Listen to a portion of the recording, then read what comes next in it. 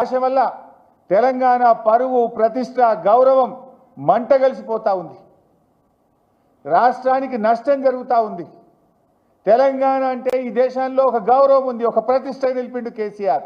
నీ భాష వల్ల, నీ చర్యల వల్ల, నీ విధానాల వల్ల, నీ పిచ్చి తుగ్లక్ చర్యల వల్ల ఈ రాష్ట్రం యొక్క పరువు ప్రతిష్ట మంటగలిసేటువంటి పరిస్థితి ఏర్పడతా ఉంది.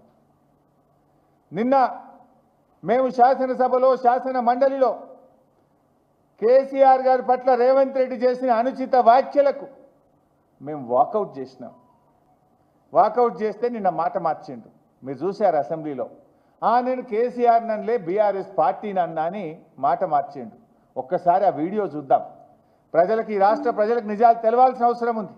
బీఆర్ఎస్ పార్టీని అన్నాడా, కేసీఆర్ గారిని అన్నాడా, నిన్నేమని మాట మార్చిండో ఒక్కసారి రాష్ట్ర ప్రజలు, మీడియా మిత్రులు కూడా చూడాలని నేను కోరుతా ఉన్నా. పెట్టు బాబు. నేనే తప్పు మాట్లాడిన అధ్యక్ష. ఏమన్నా నేను ఆనాడు మీరు అధికారంలో ఉన్నారు, స్టేచర్ ఉండే, తర్వాత ప్రతిపక్షం స్టేచర్ అయిపోయింది, ఆ తర్వాత గుండు సున్నా వచ్చి 8 డిపాజిట్లు వెనక మార్చిరీలో పోయిందని అన్న అధ్యక్ష. నేనేమన్నా అధ్యక్ష, అందులో తప్పేముంది అధ్యక్ష? బీఆర్ఎస్ ఈరోజు మార్చిరీలో ఉందని నేను చెప్పిన అధ్యక్ష. కొంతమంది మా స్ట్రేచర్ పెద్దదని, ఇంతకుముందే మా ఎమ్మెల్యేలు చెప్పేసిన స్ట్రేచర్ నాయన స్ట్రెచర్ మీద పోండి, స్ట్రేచర్ నాయన స్ట్రెచర్ మీద పోండి, స్ట్రెచర్ మీద నుంచి మార్చరికి పోతాడు రేపు పొద్దుగాల. ఇంత స్పష్టంగా మీరు చూసిండ్రు.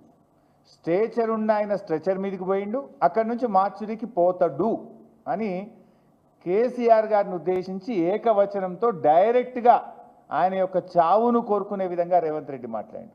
నిన్న సిగ్గు లేకుండా అసెంబ్లీలో ఏమంటాడు, మళ్ళీ మాట మార్చి, నేను కేసీఆర్ని అనలేదు, బీఆర్ఎస్ పార్టీని అన్నా.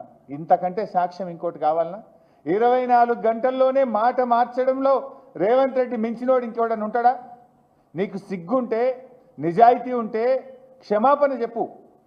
నేను తప్పుగా నోరు జారిన కేసీఆర్ గారిని మార్చురికి పోవాలని ఆయన చావును కోరుకున్నా అని జాతిపిత అయిన కేసీఆర్కు క్షమాపణ చెప్పు. ఏమన్నా ఆయన పెద్ద మనసుతో నిన్ను క్షమిస్తాడు, ప్రజలు క్షమిస్తారు నిన్ను.